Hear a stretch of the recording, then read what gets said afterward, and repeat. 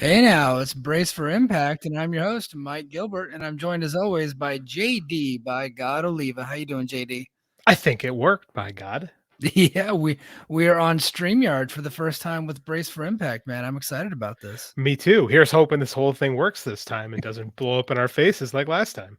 Yeah. So we've had issues the last couple of weeks. We've been stuck on Zoom and with all of our technical difficulties, but JD was gracious enough to spend some extra time with our homeboy Jeremy. He is a BFI original and went over some of the software. I think we're good now, man. I think we're live, pal. We're on this deal.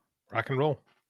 Rock and roll, man. And quick housekeeping notes, a quick announcement. So, if you're listening to us on Spotify and Apple Podcasts, and if you're watching along on YouTube, you're gonna get this whole show for free. We're just gonna upload the entire thing. So typically, the stuff that you would normally hear on Patreon that you would have to pay for, we're just giving you that this week for free as we test out this new software and as we test out a new process. So we're pretty excited about that. So we're uploading the whole show to YouTube. You can listen to us on Apple Podcasts, Spotify, and then of course on Patreon, man. We're pretty excited about that. Yeah, man. This is everyone getting a free sample of what the Brace for Impact life is all about. And it was a pretty good episode to start with. Yeah, man. Yeah, I really enjoyed this episode. It took me a little bit to get it going. I had whenever I get off work, so I get off work at 4:30 and I get home and it's usually like right around 5 o'clock. Well, the show comes on at 2 p.m. Hawaii time, right? It ends at 4 p.m. Hawaii time. I get home, we rush into dinner, and then immediately I have to come upstairs to watch the show. And that process just did not work tonight. So I started watching the show a little bit late. I was able to skip all the commercials, skip some of the entrances, and I was able to record right on time. And I thought, Impact did a really good job putting this episode together, and I'm actually getting more excited for Slammiversary. Mike, I'm not gonna lie. I was like, oh man, I want to do this show, right? When we were talking like, oh, I just started 90 minutes. Like, fine. So I went down and watched the first episode of Kenobi. It freaking rules. If you have Disney Plus, do yourself a favor Ooh, this weekend and watch okay. Kenobi. It's Yeah, have you seen Unforgiven? of course. I'm a man. We're getting the Star Wars version of Unforgiven. Bro, I am excited about that, dude. So I will likely be watching the first episode of Kenobi right after we're done recording here tonight. So It's the first two are up. So you were like, let's go. I said, I need 5 minutes. I need 5 minutes. I had to yeah. finish it. It's pretty awesome. So I can't the first two episodes are up. So yeah, it was a good night, man. Good wrestling. Good Star Wars stuff is always better than bad Star Wars stuff and bad Yeah. wrestling. So it's good to be here. Awesome, man. Well, I'm glad you're having a great night. Much better than the last couple weeks tonight. Great night for everybody. Great night for all involved. It was a great night for Laredo Kid as he defeated Black Taurus on the BTI pre-show, and that was talking BTI. Thank you, folks. Thank you for talking BTI with us. They had both luchadors on the BTI show this week, huh? Yeah, they did. They had two of their two luchadors in the company, and naturally, one of them has to lose. So I was upset that one of them lost. But what can you do? They were wrestling each other, maybe double DQ. I don't know. But at least Laredo Kid, who is in the singles division, at least he got a victory. So That's true. That's yeah. true. Somebody sent us another message or another comment and said, "Hey, look, you guys are going to have to actually cover BTI this week because they have a good match." We're like, No. no way, sir. We are not covering BTI. Sorry, that can't happen. We covered BTI one time, and that was the marathon. What do they call it? Iron Man match. Iron And Man. we will never do it again. No, never going to happen. Opening video was highlighted by Violent by Design failing to recapture the tag team titles last week and coming to blows at the end of the show, setting up their match with the Briscoes and Josh Alexander. So big time main event, Briscoes and Josh Alexander versus Violent by Design. Look, that was a great main event. And our first match here is I don't know if it's a dream match, but this is a match that I personally have been wanting to see for a long time. Trey Miguel and Alex Shelley in an Ultimate X qualifying match. And I thought this was just a tremendous way to start the show. Alex Shelley, I don't know what's up with that guy. He just turned 39. I just turned 39. He looks amazing. I look the way that I look, which some would say is the opposite of amazing. And I'm like just so jealous of this dude that he's just fit. He is tan. He doesn't seem to be hurting. I hurt all the time. and he has been wrestling for over 20 years. And I sit at a computer all the time, so I don't understand how he is aging the way that he's aging. But I thought he looked tremendous tonight in this opening match with Trey Miguel. One, you're being a little hard on yourself. You take pretty good care of yourself, my friend. Two, he looks great. Like, realistically, I don't know if he doesn't feel anything. Like, Yeah. let's be real. There's no way he's waking up every morning like, man, I just feel great to be alive. Because I don't. And I just spent a lifetime at a wrestling match, not a ring. So I Right. imagine he's miserable in the morning, but who isn't? That being said, dude, this was a great match. Yeah. Yeah, there was a time, like I would say about halfway through, I was like, man, when are they going to kick this match up into gear? I was like, Right? when are they going to get into the next gear? Or are they just going to end it soon? And that at that moment, they kicked it into another gear, and they just went for near fall after near fall. We'll go here towards the end. Shelley managed to escape, and it once again was back and forth slugfest with both men attempting to gain momentum to put away this match, battling with dueling forearm shots in the middle of the ring. Shelley with the advantage, and Miguel is nailed with some huge chops, followed by Shelley nailing his arm over his shoulder. Looking to hyperextend it, Miguel wouldn't quit, and both men looked for finishers, but came up unsuccessful until Shelley nailed Miguel with a driver for only a 2 count.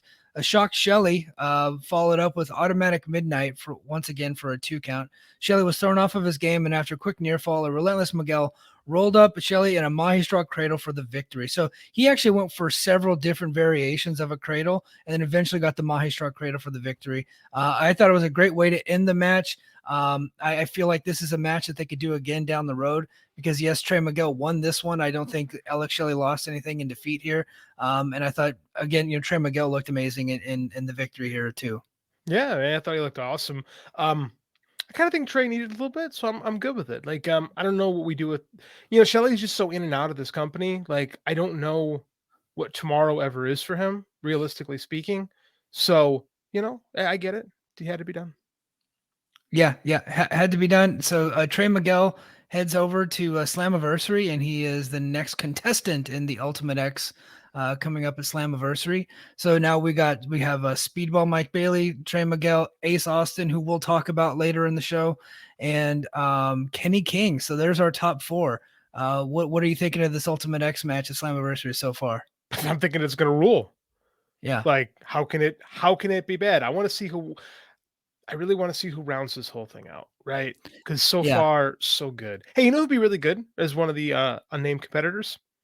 Laredo Who? Kid.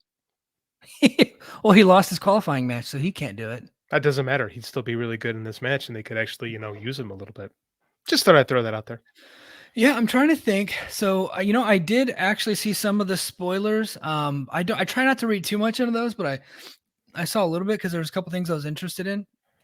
And I don't remember exactly who they have as the next 2 contestants in this match. And Godilla has been messaging me about it. He's like, "Do you remember?" I'm like, "No." And I really don't want to go back and actually read the spoilers because I actually do like to find out things that happen when they happen on TV. Yeah, That's how I prefer to do it. Mm-hmm. But if you were okay, Laredo Kid aside, because he lost, right? If you had to pick any X Division star, past or present, that is available now, reasonably available, right? So I can't pick AJ Styles. You can't pick AJ Styles, right? I would say Samoa Joe off the Off table, the table. right? Okay. You know what I mean? So they're not in WWE and AEW, but somebody that they could reasonably get for the match. Who would you pick? Based on this past week, Hiromu Takahashi. Oh, that's a good one. Yeah, that's actually very interesting. He did say he wants a title shot. Scott D'Amore has granted him a title shot. He defeated Ace Austin in the Best of the Super Juniors earlier this week. So, man, I think that's a very interesting one. Since they're kind of going with the TNA 20th anniversary theme, I want to see Amazing Red in the match. Ooh, I like that. Yeah. Now, this is just me just being completely ignorant. They may have already told people that were at the tapings exactly who it is, so I just don't remember. And I'm not saying that they're going to do a surprise thing, but if they could somehow find a way to put Amazing Red in there, I'd be pretty happy about that. I don't want to know. Like, I'm much happier watching a TNA TV show not knowing what's going to happen, right? So Yeah. if someone's going to be going, they don't know. No, we don't know. I'm staying spoiler free, which made Kenobi so much more fun, actually, that I did not know anything about it going in. Yeah, yeah. Next, we got Gia Miller backstage with the Briscoes and Josh Alexander. All three men stated that they're looking forward to tonight's main event and remaining on top as the best that Impact had to offer. Before the Briscoes could step away, they were interrupted by the Good Brothers looking to challenge. So the Good Brothers basically said that you're not champions until you actually get a victory over the Good Brothers. I don't know how that works, but I kind of understood where they were coming from because they've been the top dogs for 2 years. And it's like, okay, you guys got the titles now. You beat Violent by Design for them, but until you beat us, you're not really the champions. So I thought this was a pretty effective promo, and I like the transition over to the Good Brothers. Yeah, it's fine. This is one of our money matches in Impact. Although, like, I don't know, the part of me starts to feel like the Good Brothers is so played out because they've been so on top here for the last 2 years. But depending on what happens to the contract thing, them, maybe if they are on their way out, passing the baton to the Good Brother or to the Briscoes is the way to go. Otherwise, I don't know. I guess it'll be fine. I don't know. I feel like I'm over the Good Brothers right now. What do you think?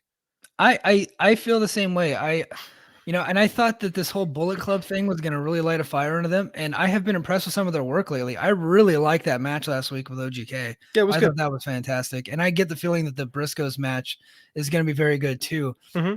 I just don't know how interested I am in the match itself. But after seeing the Briscoes again here tonight, I like anything that they're doing right now, I think is great. Oh, So, they're great. They're um, fantastic. They have breathed new life into the division, our sparse division as it is, and I think they breathed some nothing themselves. It's fun to see the Briscoes, in a new place doing something different. They've been so Ring of Honor affiliated for so long that it's kind of fun to see them in a new place. Yeah. Yeah, they've been great here in Impact, and I'm Mhm. looking forward to seeing them some more. Next match, we have Masha Slamovich. She took on Havoc here. And this is basically Masha's first big test. She's taking on Havoc, who's a former Knockouts champion. After an immediate stare down, both women slapped each other across the face, and it was game on. Slamovich gained the upper hand after landing some boots. As previous Prey had learned, a Slamovich match never lasts long as Masha nailed Havoc with the snowplow for the victory as the shocked Rosemary looked on. I'm kind of glad that they kept the squash theme here, but she squashed, a reputable competitor finally. Mm, yeah. I mean, Tom lost his mind. I can't believe it. Like he pulled out some of his old WWE tricks and that one. Like, okay, it's Havoc. Like we all knew Yeah. this was coming. Like I imagine we're gonna I, get a Rosemary match coming out of this too, right? I'm assuming so that she Sh- beat Rosemary too. She's the more credible of the two. I mean, it's fine. I mean, this is what you do with yeah, I'll say it older. She's been around forever. This is what you do with the old talent. You help put over the new ones and move the product along. It just I don't know. It's fine. Like, yeah, this is probably what you do. I'd like to see a little more story with her because it's really Yeah. not we're not really doing much to a story. Like she's squashing people. That's fine. I have no qualm with that whatsoever. Let's see Wardlow. But I'd like to see some storytelling with Masha, right? Instead of her Right. just killing people. Yeah, so I think this was the next progression because she's been beating up nobodies for a long time since I Since think November. November. Yeah, she's beating up nobodies since November. Well, she came in and despite Havoc's latest win-loss record, she does have a bit more credibility than the talent that she's been competing against, and was able to beat her just as easy as she beat everybody else. And Mhm. so I think the story begins is her march towards a title shot eventually, depending on who comes out of the Queen of the Mountain match at Slammiversary. So. I don't. Again, this is me just being the narrative guy nitpicking. That's not really a story. Like, you need to have like some like their stakes are there, but I mean, like, give me like something Yeah. else. Like, what is standing in her way? Why? Like, right? I'm a Robert McKee guy. So, story. You have a protagonist. They have a goal, right? Something is standing in their way, and they have to overcome obstacles. And like there's got to be something personal in there, and when they reach their goal they're changed, right? That's a story. So I need like the nuts and bolts are there, right? But I need the stuff, I need the connective tissue. I need to feel like this is a character. Like Masha needs, I need to know what is she other than just someone who beats people up. Like we don't really Right. know anything about her, and that's I think after 6 months, like, I feel like I need a little more at the 7 months. I feel like I need a little more at this point to get invested in her and as a character. Again, I can't just get, "Oh, man, that match was good." Like, good wrestling is everywhere. There's so much good wrestling everywhere now. Like, Oh yeah. Let's embrace some storytelling. Like, give me a story, give me a why, give me some feelings, give me something. No, I totally get it, and I hope they start to give us that soon. So. Mhm. Trey Miguel was backstage being congratulated on his victory earlier tonight by Impact talent, including Alex Shelley. Kenny King interrupted and started talking down to Miguel before Blake Christian, of all people, stepped up and challenged King to a match for his Ultimate X opportunity. Christian's dialogue here kind of reminded me why he probably didn't make it in WWE. Um, Did you watch any of his NXT 2.0 stuff? I was out by that point. So I only noticed because this is when I did the flagship with Garrett, right? When I co-hosted with him, is I watched 2.0 and he was still on the show. And his character was he was a dork with a hot girlfriend. That was his character. He's a dork. Pretty close to real life. Based on tonight, that was the first thing I thought of. I'm like, oh, they really didn't go too far with that, did they? It's probably why he got that part on the show. Like, I think Blake's really good in the ring, but Oh, he's amazing. yeah, but the character stuff not there yet. But this is what you can do in Impact is you can really find yourself. See Ace Austin, like, Yes. so it is what it is. He did come off like because even Kenny King's like, "Who are you?" And I started laughing. I was like, "Yeah, Kenny, tell him." Yeah. I was like, because and Kenny's calling himself the greatest X Division champion of all time, which is a bit of a stretch, I would say. It's you know what it is? It's very honky tonk esque. Yes. Right? When he would say, Yeah. people like, well, he's not the greatest intercontinental champion of all. Yeah, that's the bit, dork. Right. Like, that's the point. So That's I the think whole gimmick, dude. that's the heat, if you will. Yeah. The heat. So Christian's challenged him to a match for his Ultimate X opportunity, but King turned him down before Miguel mocked King's claims of being the best champ ever. King then accepted Christian's challenge for next week. So if they can find a way to get Christian in that match, I think that's cool too. Oh, absolutely. I hope they sign Blake Christian. I think he fits in great on this roster. Me too. And this is if he wants to learn how to do promos, I think this is a great place for him Mhm. to learn how to do promos. Because like you referenced Ace Austin, who's turning into a pretty good promo. Mhm. I will also bring up W Morrissey, Oh, who was absolutely. not a good promo before he came here, and then now he has turned into a good promo. And Steve Macklin, he might have been a good promo before he came here, but we never got to see that in WWE. But we have seen that now. So. Yeah, Morrissey's big thing was spelling words wrong in WWE. And now he's come here and he's got a character, like I was talking about Right. before. Like, we know what makes him tick. We know about him as a human being. We care about him. And I agree. I think that if I think it's what's great about Impact. Like I was called before, it's like Memphis, right? You get guys that come in the door, maybe don't stay forever, but they can really improve on their craft while they're here. And we know Mhm. Blake's a guy that can go in the ring. He's been good for a long time, but his what did I forget who called someone called it Kevin Kelly called it a WWE excursion, like Yeah. with Alex Zane. I thought that was hilarious. The same thing with Yeah. Blake Christian. It didn't do much for him realistically. Like, I don't think he's any better. He clearly didn't get better in promos, but I think here he can do that. He can make those strides. So I'd like to see it. Hope he sticks around. Yeah, me too. Swan was backstage and stated that if Matt Cardona and his digital media title wanted to hide, he would go looking for them.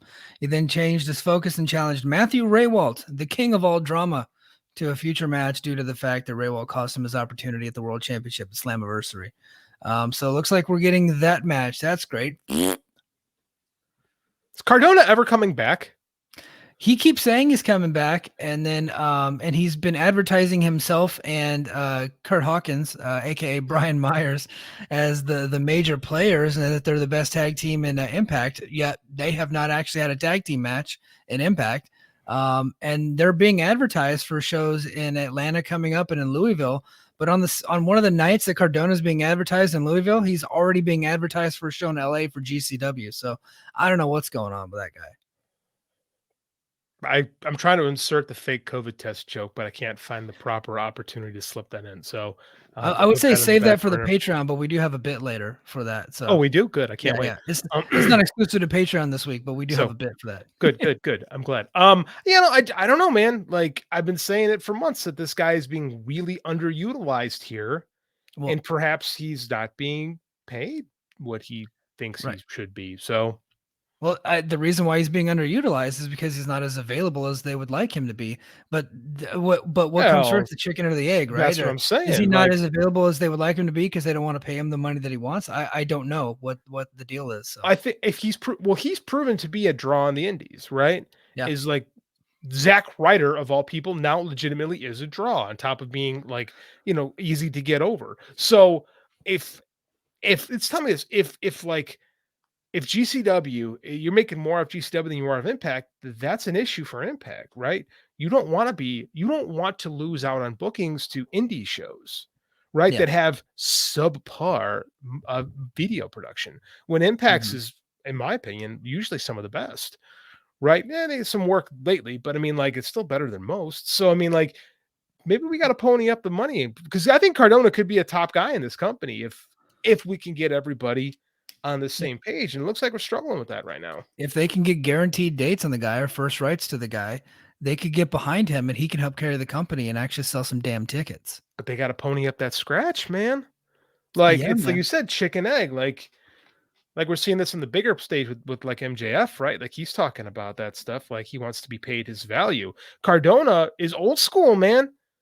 He's going where the money's good. Like Matt Cardona is modern day Bruiser Brody. Quote me. There, there you go. Yeah, Actually, not in don't the quote ring, me. but his business savvy, The I would say, business is probably savvy, right up yes. there. Yeah, yeah, Yes, absolutely. that was more of a joke than anything else, but yes. Yeah, you're trying to get heat, pal. I'm working with the clickbait, trying to get the clickbait. Yeah, you're also trying to get blocked by John LaRocca. So, but If I haven't been yet, I don't think I will be. Jordan Grace, she defeated. Speaking of Matt Cardona, she defeated old Chelsea Green here. I gotta say this. I'm pretty tough on Chelsea. I thought this was one of the better matches I've seen her in a long time. And maybe that's because of Jordan Grace. I don't know, but I thought Chelsea looked great here. I like heel Chelsea. Heel Chelsea's great, and good little match that they had here. Yeah, this was fine. I think that Chelsea played a very effective chicken shit heel. Yeah, Right? She's a good heel. I think that she should never be a babyface. never. Right? I think she's terrible at that, but she's really good at this role. And Jordan is very likable, right? And you have like I like the dynamic here. Like big strong baby face, Weasley little heel, right? It worked really well. And Jordan's pretty good. And I think that I can't say she carried her anything because I don't know enough to make that statement, but Right. I will say this is the best match I've seen Chelsea Green wrestle, and I can't think of a better one off the top of my head, to be honest with you. Yeah, no, I totally agree with you. I thought this match was great, and one can say that Grace carried the match, but I think Chelsea played her role very well and very Mhm. effective, and the two just have a good chemistry there that they could probably do something with this match down the road. I think. Chelsea can be very Miz-like Yeah, for a yeah, career, but better. So that's for Scott. yeah, Oh, hey, yeah. Chelsea is probably Scott's favorite wrestler. yeah. Apparently we have a visitor, and I wasn't prepared for this. Oh, really? But Brady Childs wants to hop in. I didn't. Okay. Should we let You, him in? well, I wasn't expecting this. Bro, you tweeted out the link. I thought we were live on YouTube. You tweeted out the link and I retweeted Oh, it. I thought we So, were live on YouTube. So you're still learning how to do this stuff. but, No, but if Brady's Brady shaking his wants head. to hop in, let Brady. Apparently not. Well, I'm an idiot. What do you want? Should we let him on the show? I thought you tweeted out the YouTube link. Hey, Brady. No, you screwed up enormously. That's what I do. I'll go fix that. We definitely screwed up if we let fucking Brady on this show. Yeah, no kidding. Yeah, I don't know what's going on with Impact. I'm pulling up the report now. Yeah. Well, thanks for coming on and joining our show and contributing nothing. Whew. All right, we're gonna remove you then, Brady. Yeah. Bye, everybody. See ya. Thanks, Brady. We have no idea what we're doing. No, we're learning as we go, and I appreciate Brady showing up and telling me we're not in fact live, even though it tells me we're live. So I assumed we were live. Yeah, I thought we were live on YouTube. So Turns out did that I. You just tweeted a way to hack into the show. I did. It's too bad more people didn't try. I keep letting them on, to be honest with you. So, Oh gosh, we're gonna get fired. well, yes, probably. But yeah, go down in a blaze of glory. Yeah. Scott Demora's backstage. He was interrupted by Honor No More. Mike Bennett asked Demore if he wanted to address the elephant in the room as his wife was attacked last week and she's sitting home because of their unsafe work environment. Bennett stated that he wanted the Good Brothers at Slammiversary, but D'Amore informed him that they were already in a match challenging for the world titles. I'm going to give credit. I know Impact really wanted to make that tag team title match at Slammiversary a 56 way, but they're keeping it as just one team versus one team. But you know, it's eating away at them that they don't have more teams in that match, and they wanted OGK in it, right? Oh, for sure. They're saying AEW, they're going to have a 3-way match for the tag team titles this week. And then that's what we do. That's what we do. So, but they're showing some restraint. Scott showed a little restraint for a change. I like it. Absolutely. But he said that, Matt Taven then took exception, and before D'Amore could leave, Eddie Edwards stated that if Honor and D'Amore aren't getting what they want, nobody's getting what they want before walking off. And then it says right here, Gia Miller is backstage with Deonna Purrazzo, and then the article cuts off. So thank you, Observer. I don't have the rest of the show in front of me, so I have to find that. So while you're finding that, do you remember when we said that PCO was going to split away from Honor No More and become a babyface? We really nailed that one, didn't we? Yeah, chalk that up to a long list of things that Mike and JD have thought that have never happened. So yeah, I don't know. It sure seemed that way. Yeah, I think they should do that, but they have not. So I got the rest of the show pulled up here. Yeah, so Gia Miller was backstage with Purrazzo. Purrazzo's upset that every woman entering Impact wanted to make their name off of competing with her. Before Purrazzo could continue, Tasha Steelz and Savannah Evans interrupted, and Steelz offered Purrazzo to take out the Mia Yim problem together. So I think they're going to team up again here pretty soon. The next, we get a TNA original all-time classic match. Well, this match was not an all-time good match, but the two TNA originals is what I meant to say, and a rematch of an all-time classic TNA match from the Fairground days. You got Chris Sabin taking on Frankie Kazarian, and the match was good. It was every bit as good as I thought it was going to be. I was surprised that it went to a no contest. I honestly thought that Tony Khan was going to let Kazarian come over here and take an L to Chris Sabin. Boy, did I really nail that one too. I was completely wrong about that one. Oops. My bad. Still learning how to use the show. Yeah, if you book AEW talent, they are not going to lose. I didn't think that was going to extend to Impact because we did see Christian lose that one time. That was it. And then Eddie Kingston lost to Ishii last week, but I guess the partnership with New Japan and AEW is a little stronger, I would say. A little different.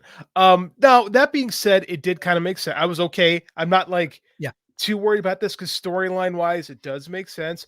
Frankie, by the way, is also being currently utilized in AEW. He is in a feud with Scorpio Sky and Sammy Guevara for the TNT title, so it's not like he's not doing anything over there.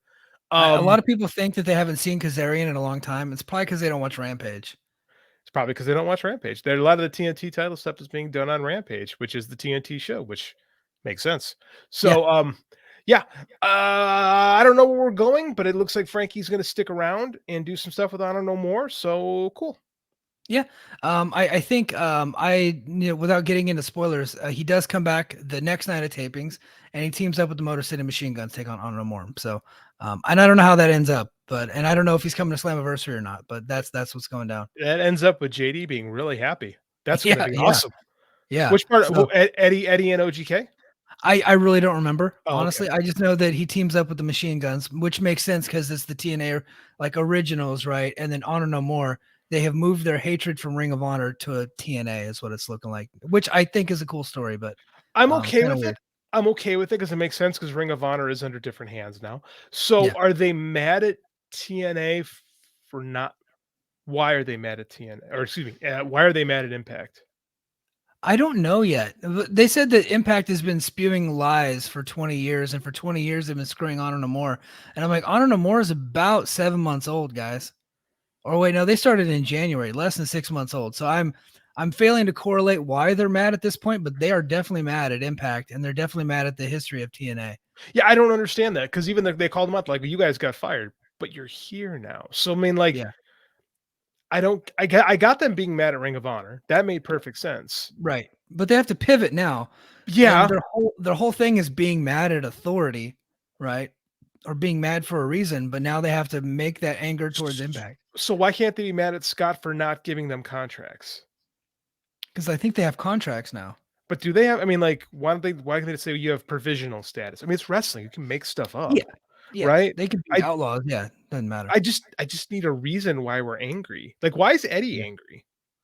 Yeah, I don't know. So this match ends. We'll go. So after both men knocked down one another, so the match was essentially even between both guys. The referee started to count, but Honor No More hit the ring.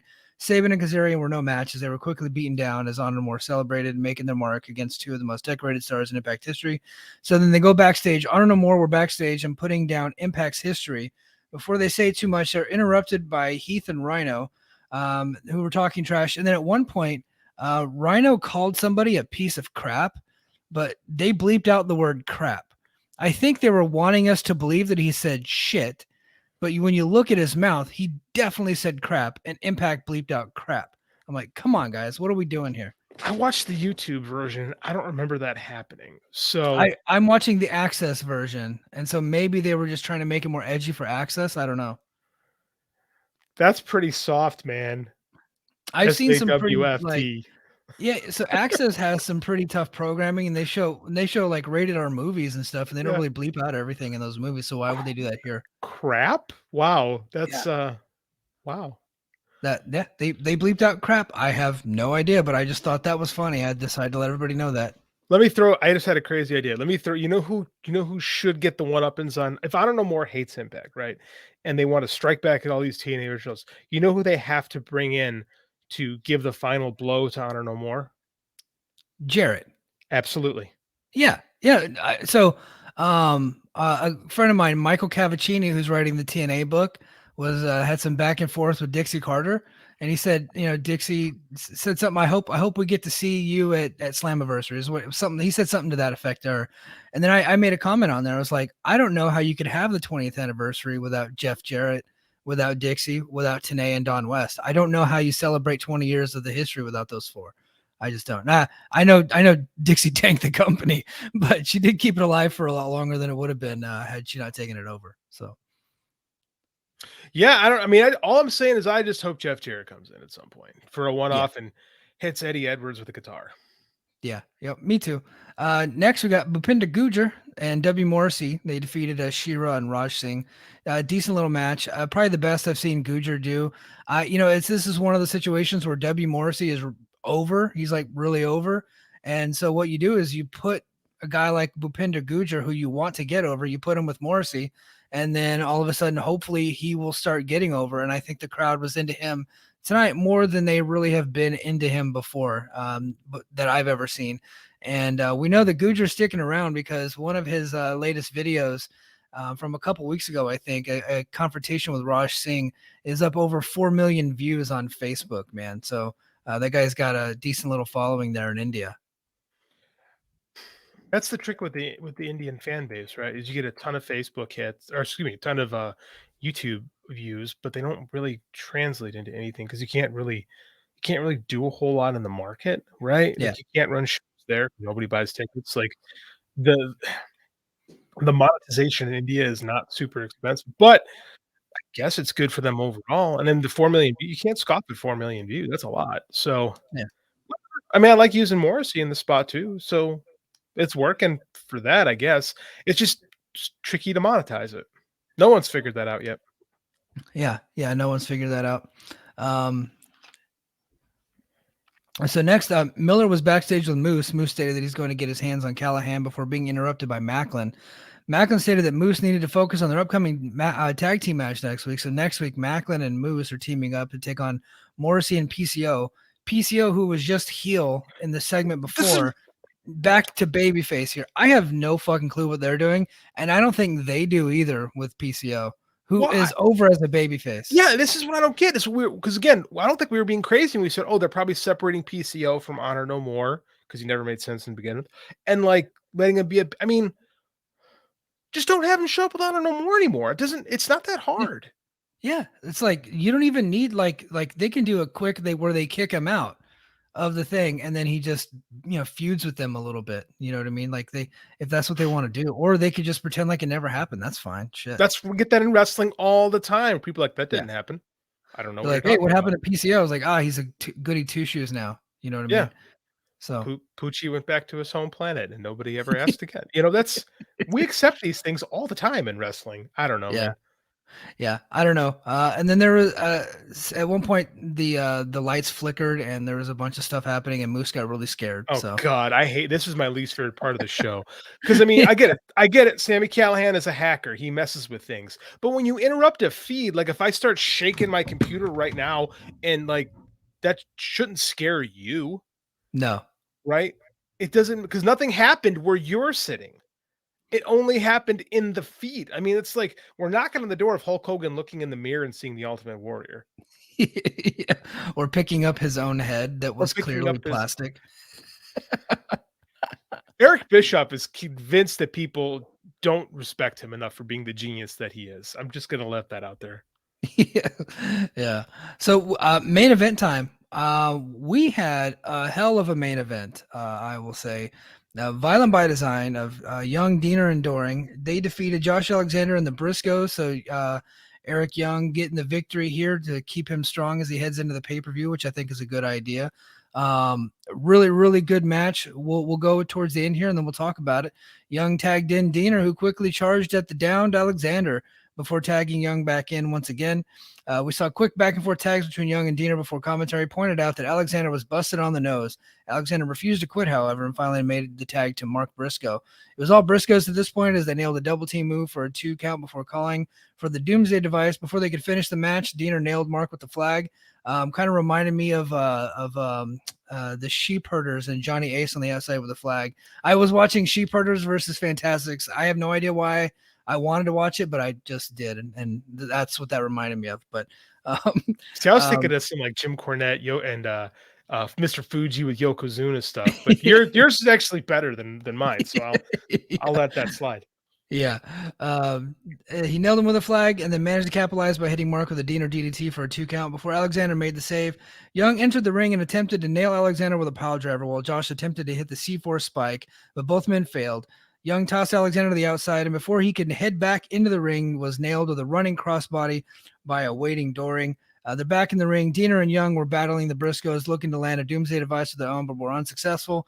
Mark started going to town on both men, but as he was heading to the top rope, he got nailed by Diener with Young's hockey mask. Young saw the opportunity, hit the pile driver on Mark, and it was a 1-2-3 for Violent by Design, picking up the big victory before Slammiversary. I loved this match. I actually really like the finish. I don't mind the Briscoes taking the L here because Violent by Design cheated to win, and Eric Young is looking strong heading into Slammiversary. You know what my new favorite thing that people do is they get really mad when heels cheat to win. And it's like, good. That's how you're supposed to feel. Like, it makes me happy. I'm like, oh, good. The work still does work. Because I love it, especially with podcasters. Like, I just don't understand why these heels have to give us these, cheating wins. It's like, because they're supposed to. And this is how you're supposed to feel. Like, it's just. You want to know the most overused term in wrestling media and in wrestling podcasting? Please. Overbooking. Oh, yes. Everything is overbooking is an overused term. Mm-hmm. Overbooking means heels were cheating to win. That's what that means. If you want to see matches with zero story where heels aren't cheating to win, go to Dragon Gate or something. No. Don't go to Dragon Gate. I have not watched Dragon Gate. Dude, okay, if you want to talk about overbooking, let me tell you about Dragon Gate. Am I showing my ignorance big time, by the way? 100%. Dragon Gate is not the company you want to talk about. Talk about Rings. Go watch Rings videos. Rings. Yeah. Yes. There you go. Watch some UWFI. Like that's that stuff. Dragon Gate is not that, by the way. I have not seen Dragon Gate. I think I've seen one Dragon Gate match. So Dragon Gate rules, but it is like Impact-y in Japan. We'll just leave it at that. But the work rate is fantastic. But some of this, they have very intricate, deep story. This is not a Dragon Gate show. But yeah, this is like everyone's got themselves work. Like not every, like, oh, we're getting count outs and disqualifications. Like, well, they're fine to have them. Yeah. Right. You just don't do what WWE does and abuse them all the time. There you go. That's the key. Like these are storytelling tropes and crutches, devices, whatever you want to call them, but they're necessary. Right. Just don't overdo them. Like I think Raw probably had, 6 matches and 5 of them had DQs or something like that. That's ridiculous. Don't do that. Tonight, damn near every match had a clean finish, except for the main event, which had a heels cheating to win, which is great. That's what they're supposed to do, Yeah. right? It's like these people ever watch a Ric Flair match? He never won, and when he did, he was cheating. Like he never made he rarely made guys submit to the figure 4. Like that's not what I mean, I really truly believe that a lot of these people really don't watch wrestling. Like it's like they've literally worked themselves. I hate this phrase, worked into a shoot. Like I hate that phrase. But I mean, Yeah. like I can't think of another way to describe this. It's like some people just like they're so vehemently opposed to heels being heels. Heels should cheat. That's why they're dastardly. They're vile. We're supposed to feel that way. Mm-hmm. Right? Absolutely. Yeah. And I thought this was an effective way to end the show. And what you're doing is you're building up Eric Young, who 2 weeks ago we were saying did not seem like a very credible challenger because he has not won a lot of singles matches in the last year or so. He's been primarily a tag team guy. He gets through the gauntlet. He defeats Chris Sabin, who is a protected guy. And then here this week, he has a pinfall victory over a tag team champion. So now they start that build to get him to Slammiversary. And then they have 20 years worth of footage to get you hyped up for an Eric Young main event. So yeah, I agree. I do wish it does seem like this was not the plan 6 weeks ago. yeah, It does feel I do wish that they had been taking a pay-per-view or 2 to get him to this level, but we didn't. So we're here and we're making do with what we got. But in the last couple weeks, it's been better. Like I think they've booked Violent by Design well. I think they booked Eric Young well in particular, getting that pile driver over. So I mean, like it's been working, and the match should be really good. The match should be really good. yeah, match should be really good.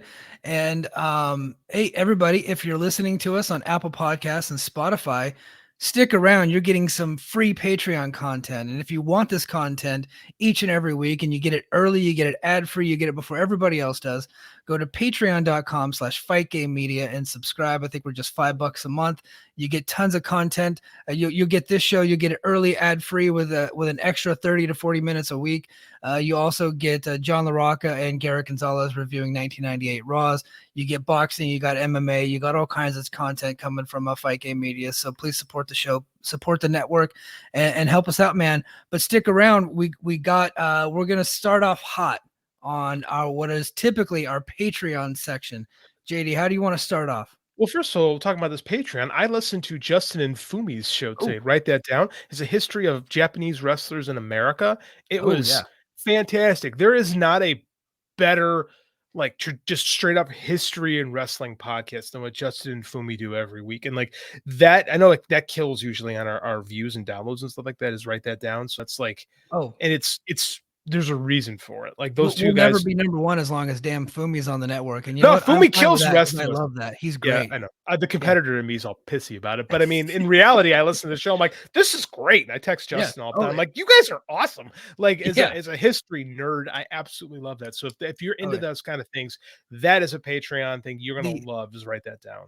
The AWA series was very good too, by the way. It was really good. It was like Fumi's got such great little ad. Like today, I just learned that Luthez babysat baby Nick Bockwinkel, and Nick Bockwinkel threw up on him as a baby. I'm like, that's amazing content. Where I had no idea that was a thing. And it makes sense now because I have not listened to the show yet, but it makes sense now because Luthez worked in San Francisco. Leo Nomalini, Warren Bockwinkel, Nick's dad, from San Francisco, and that's where Nick grew up. Makes sense that Luthez would have known Nick Bockwinkel when he was a baby. All ties in together. Yep, it's amazing to think that one world champion threw up on another and no alcohol was involved.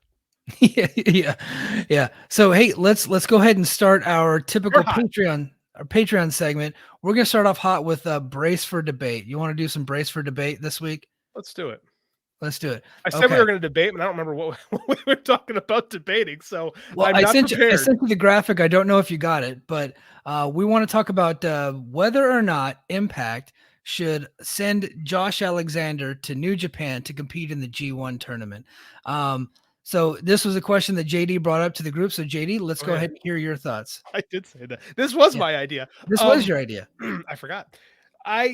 So I was thinking about this at lunch today. I'm like, if I'm Impact, because I have a hunch that looking at the best of the Super Juniors right now, New Japan has done a great job really leveraging their partnerships to just get new blood. And like for the best Super Juniors, we've got Alex Zane, who's kind of unaffiliated right now. He does some strong stuff, but he's really fresh off WWE.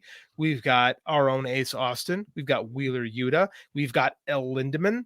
They've got Teton. So, I mean, like, there's a lot of new blood in this tournament. It's really made it interesting. So I'm going to assume that this year for the G1, they're going to do the same thing and really utilize their partnerships.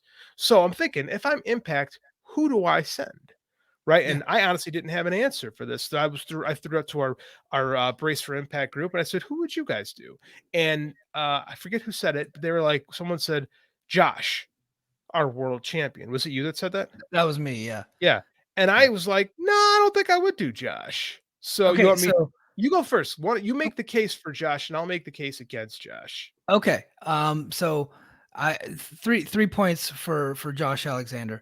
If you send him over there with the title, you're going to take the title in front of a brand new audience, or an audience that typically wouldn't see Josh Alexander with the championship. Kind of like what we're seeing with the best of the Super Juniors, but the G1 is more coveted and more important and a bigger event than the best of the Super Juniors. So you're gonna send Josh Alexander over, and in fact, the most prestigious tournament in wrestling today. Like the G1 is it. If you get into the G1, you're almost a made man, right? So you send your top star over there to compete against the best in the world, and you're gonna have stars from AEW. You might have some Noah stars in it because there's a relationship there.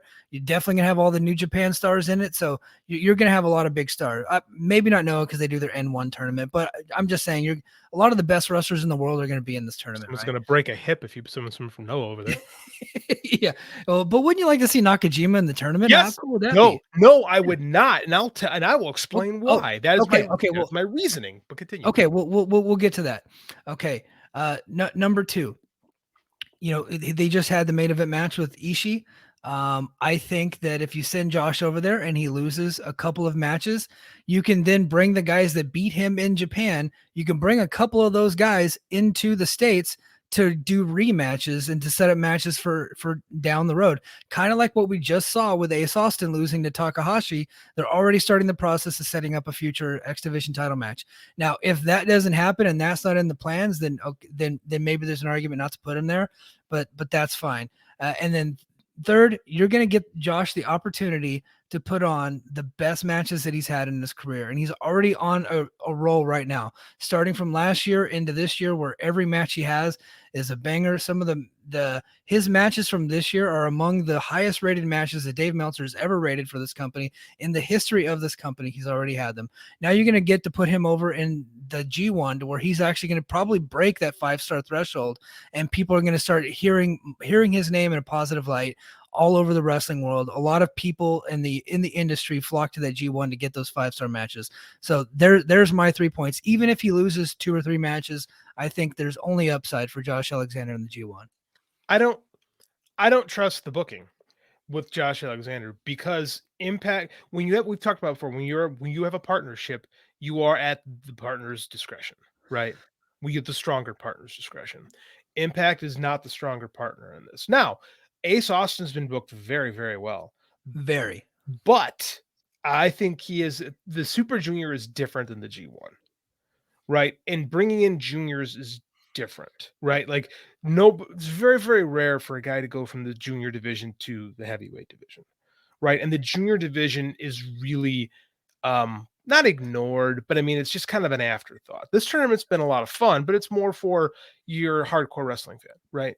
Best Suitor's always been, even in Japan, it's the hardcore wrestling fan. The G1 is the premier thing, and New Japan booking is going to take precedence over that. So no matter what, I don't think he is going to take 2 to 3 losses. I think he's going to take 4 to 5 losses. When they brought Nakajima in 2016, he did okay. Right? He was okay. He was a Noah guy. So, and again, we didn't get this version of Nakajima either, but he wasn't like a threat to win it, right? Moxley, when they came in 2019, came out real hot. He was 5-0 to start and then went on a skid and wound up okay. But by the end of the tournament, he wasn't a threat to win. So I think if you're going to bring Josh in, take the belt off of him. Because I don't think you want to showcase your world champion to a new audience and tell that new audience that this guy is the champion, but he can't beat our guys. Yeah, but in New Japan, isn't it more important, the fighting spirit more important, and the match quality more important over there? I mean, Ishii never wins those things, and he's always among the MVPs of that tournament. Ishii's always there. Ishii lives there. Ishii is part of that. But Ishii is loved, but he never sniffs a main event. Unless it's like something this, like, oh, you get to main event this night of the G1, right? He's never been a top guy. That's why there's debate about whether he should go in the Observer Hall of Fame. Because, like, if you just match quality, yes, he's there. But Ishii's not a top guy. I mean, he's not. He has great matches, but he's never going to be a guy who will be a champion. And then if you're going to bring in Josh once and he loses 3-4 matches, if he's not, I mean, they're not going to look at the Impact World title as on level with the IWGP title. Well, no, and it's not. Look at Lindemann. Are you gonna like that's they've got the Glates world Lindeman's champion. from Glate, right? Glate, yes. Glate. It's everyone pronounces it wrong. It's like Justin told me this. It's it's supposed to be. I'm trying not to get myself in trouble, but this is what Justin told me. Okay. It's imagine if there was an R instead of an E and L in that word. Oh, okay. You know what I'm saying? I don't want to say it. I don't want to come off bad, but that's how it's supposed. Okay. That's their world champion. Right. Is that really doing Glate any favors? Now, if you take the title off of Josh, put him over there, and he does all that stuff, fantastic. He will look great. But I think that if you put him as the champion over there, what does that really do for your title? Well, if they send him over there and they book him the way that Ace Austin's being booked right now, where he's 5-1, he just beat Ishimori today, who is the junior heavyweight champion, right? And he's lost to Takahashi. So, but it's different. Like they look at a guy like Ace Austin and like, oh, we can use this guy. He doesn't like that. He's a guy who could be a New Japan talent, right? Right. And he could, because that's the thing. That is an upward move for him. With Josh, do you want that to be the future of your world champion? Right? Do you want that to be presented as well? This is a guy that can go there full time. Right. You don't. You want to keep him. You want to keep him here and keep him strong and keep him the champion of Impact. I think you send Moose. I think Moose would do very well in that tournament. I really do. Even if he goes 500, I think that that's fine.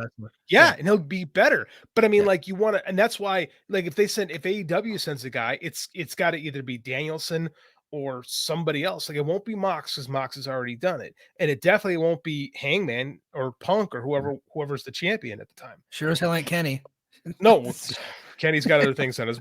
That's another story altogether. Right, but like, they're gonna send a work rate guy, right? Yeah. And that's why it's probably Danielson, because I can't think of any. But I mean, there's a lot of guys that want to, but Danielson is the dude. But I wouldn't send Hangman Page there because Hangman Page there is still a mid card guy, right? And if you send Hangman Page there with the title, the Japanese fans are gonna go, "Oh, I remember him. He used to be a never open 6-weight champion." Yeah. Right. And that's what Josh is too. Like Josh, they don't know Josh Alexander. The title ain't going to make him over there. Right. And Josh works New Japan strong. Strong is different. But he's not booked strong. He's beaten some lower level guys. He's undefeated there, but he's usually match 1 or match 2 on those shows, even though he's the champion. When I went to the New Japan Chicago show, he's in the opening 10 man. Yeah. Right. He's just on strong. Josh is just a dude. Why? Because he's Impact. Yeah. But when Moose goes over there, they put him in a bigger match when Moose is there. They did because Moose is a guy they can use. Yeah. Right. That could be an upward movement for Moose. Right. That's different. Like Josh is the dude. We've said Josh is the dude. And when you have the dude, you got to protect the dude. Right? Yeah. How many times can I work that into a sentence? Like I just watch Big Lebowski after this. Sorry. I think I might. Like I just don't. I think. And again, if Josh, I'm not saying they're not going to do it. I'm saying like I don't know if it's the right move to do it if he's got the title. Right? Yeah. I think you got to protect your title, especially the Impact World title, because you're still rehabbing the company. right? You want your champion. I'm a firm believer that you want your world champion to seem unbeatable, right? Especially like if he's going to go to New Japan, right? He's got to have a big match. Oh yeah.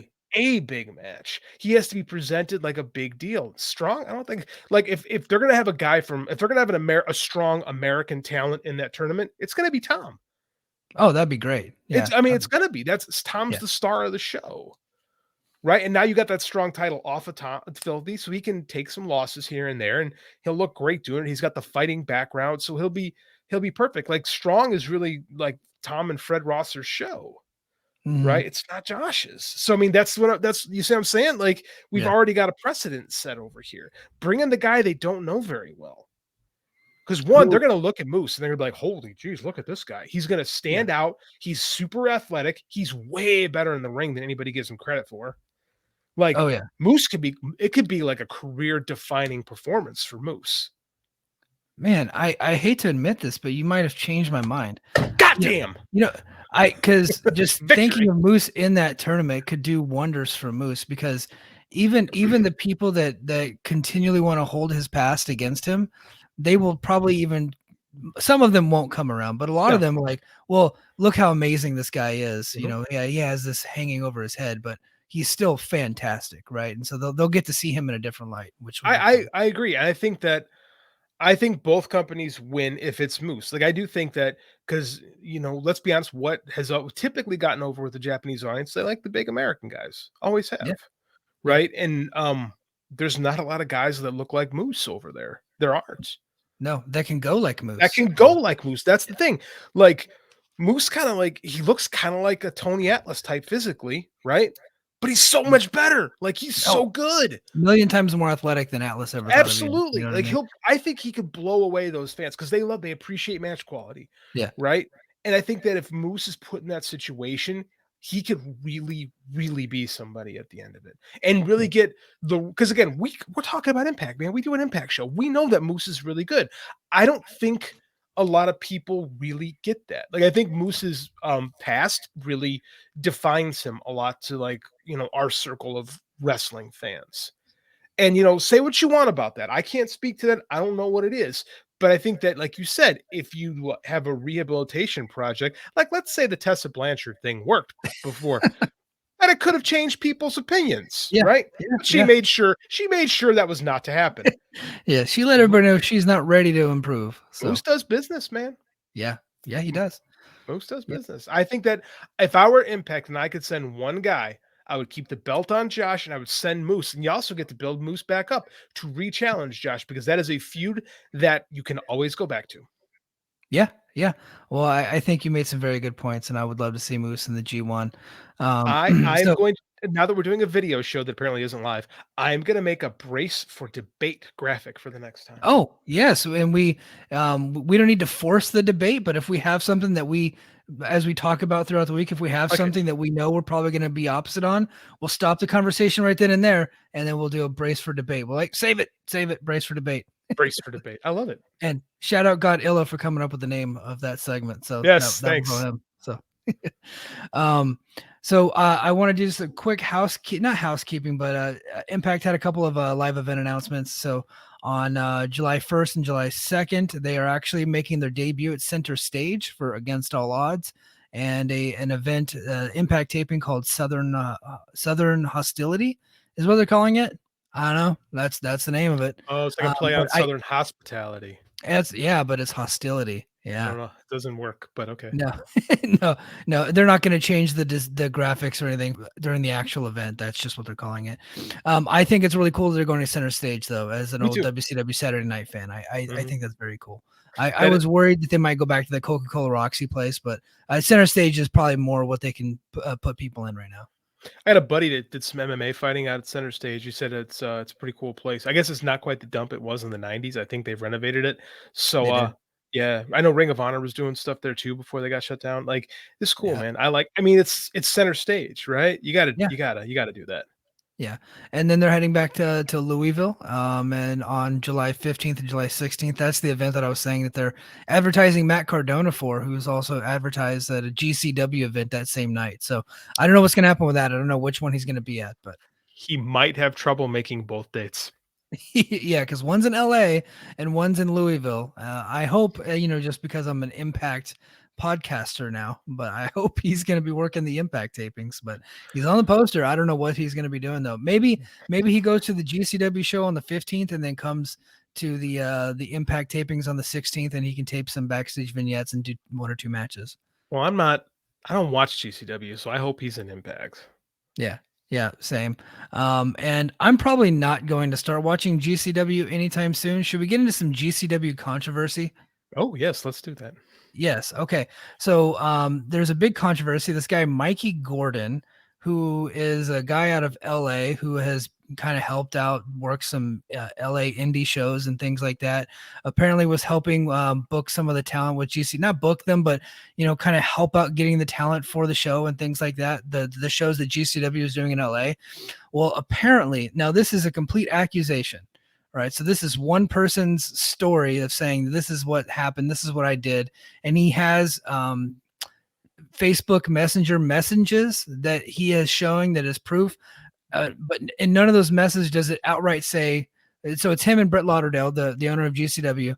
None of those messages does it actually say, hey, I'm hiring you to do this. So he does not have like actual evidence of this accusation that he's saying. So the accusation is that Brett Lauderdale hired this guy, Mikey Gordon, to fake 50 COVID tests so that way they could hold an event in LA. Okay.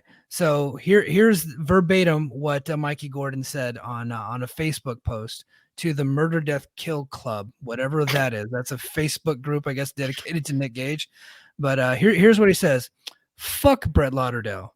Brett ran tons of shows during COVID because he got us to make a ton of fake, false, negative COVID-19 tests.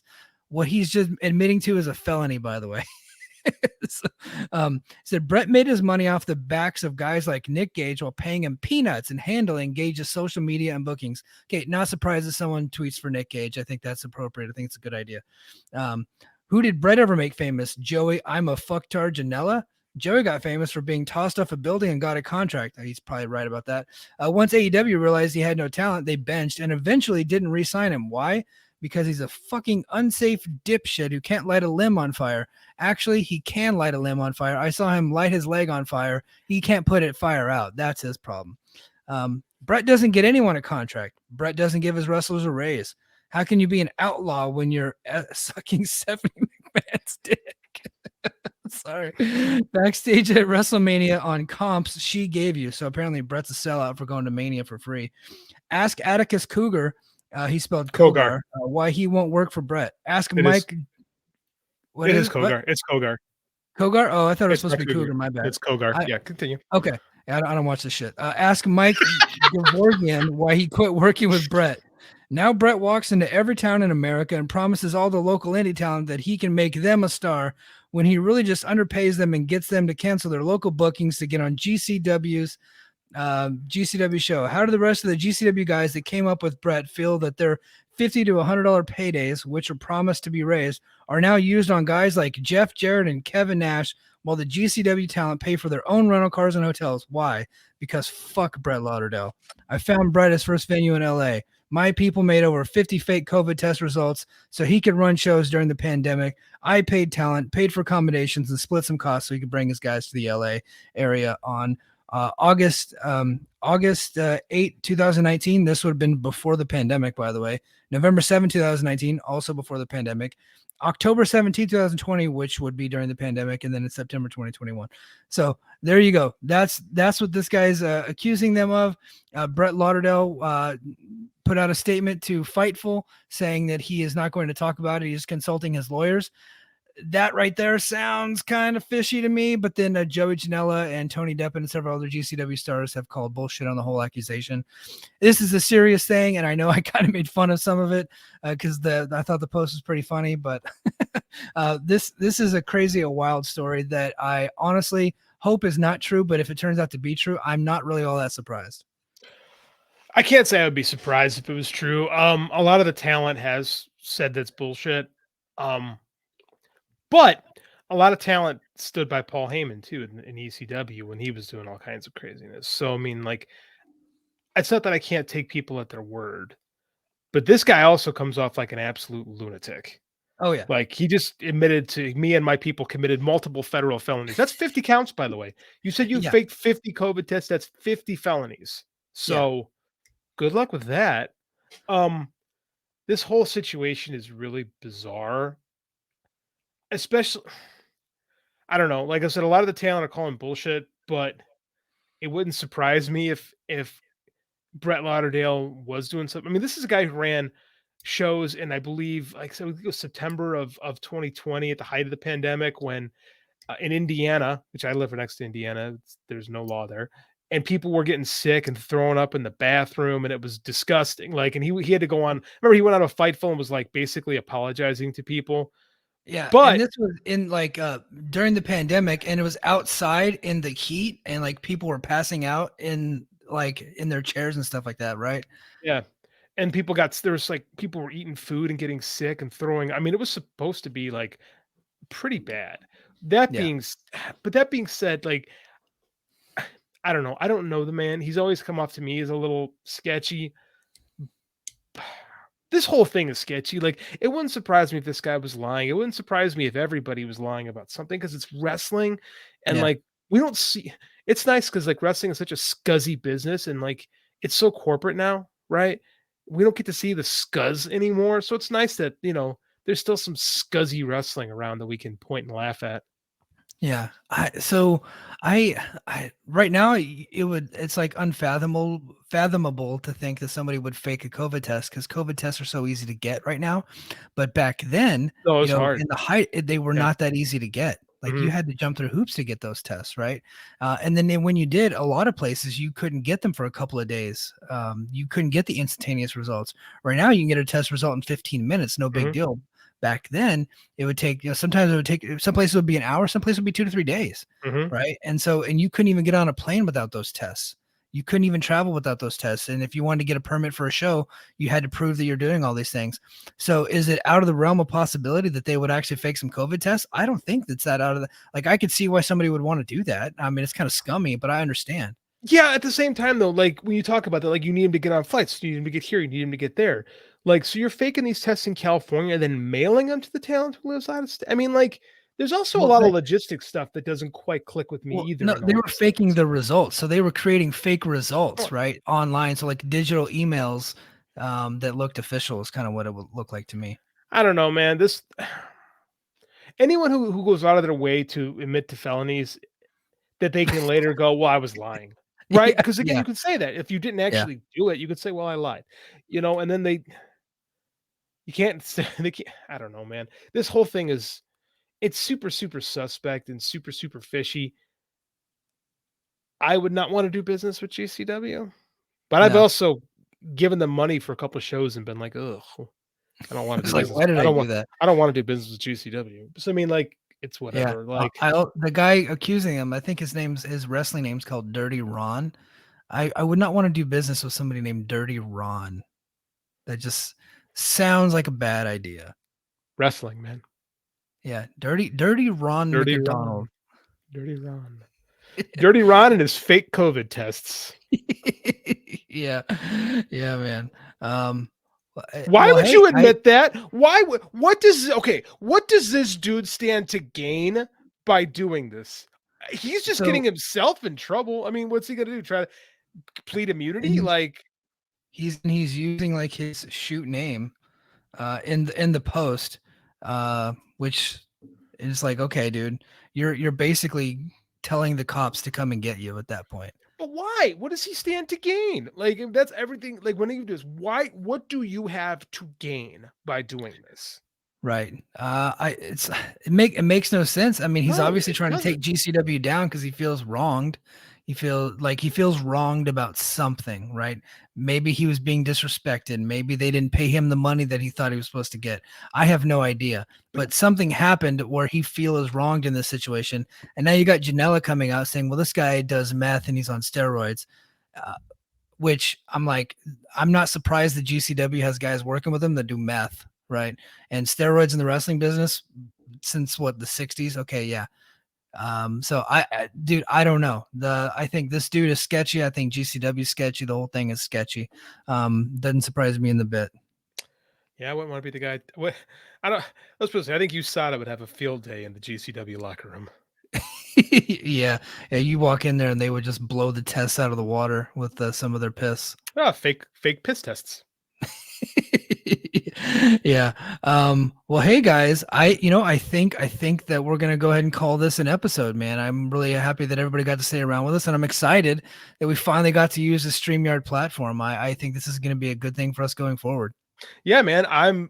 This worked. It took us a couple weeks to figure it out. Thanks, Jeremy, for giving me the crash course. Yes, sir. Thanks, Double G, for teaching us how to use it. I will be abusing this site as often as possible. Absolutely, Mike. Absolutely, guys. Well, hey, man, since we're still like on the free feed, do you want to go ahead and put a plug out there? I have nothing coming out this week, actually. I didn't write it. I didn't write any articles. Everyone's on vacation in Vegas, but me. I'm gonna watch a pay-per-view on Sunday night. Yeah. My Kickstarter, which finished about a month ago, everyone should have their stuff soon. Like, all the books have been shipped, all the digital stuff has been shipped, and I've had a couple people who goes, "Hey man, I still want to get a hold of these things." They're not going to be on Amazon for a few more months, so I was advised to move my campaign over to Indiegogo. So Oh, cool. yeah, so if you want to read these books still and haven't had a chance, I will have a link. I just go to my Twitter page at JD_Oliva and go ahead and pick them up on there, because there's still gonna be a lot of stuff available. Like, we don't have to worry about meeting a goal, so just put an order in there and you'll get your books in a couple weeks. Sounds good, man. And my article will come out at some point this weekend. We are going to do some stuff for Memorial Day. Memorial Day is a big holiday here on the island, especially given Pearl Harbor and things like Oh, that. So okay. I'm gonna go check out the Pearl Harbor Museum this weekend. I've been waiting to go do that, so I'm Cool. excited about that. So lots of cool stuff happening here on the island, and but I will get my article knocked out this week, and hopefully some interesting news comes out about Impact. There wasn't really like a Oh, slow week. yeah. Typically, we have a slow news week segment. Well, the slow news week was there wasn't much Impact news. They just announced some live dates. That's about it. So That's why we spent 20 minutes talking about the potential of faked COVID tests. yeah, but I liked that conversation. I think that we worked through that one pretty good. But hey, guys, that's gonna do it for us. And until next week, mahalo.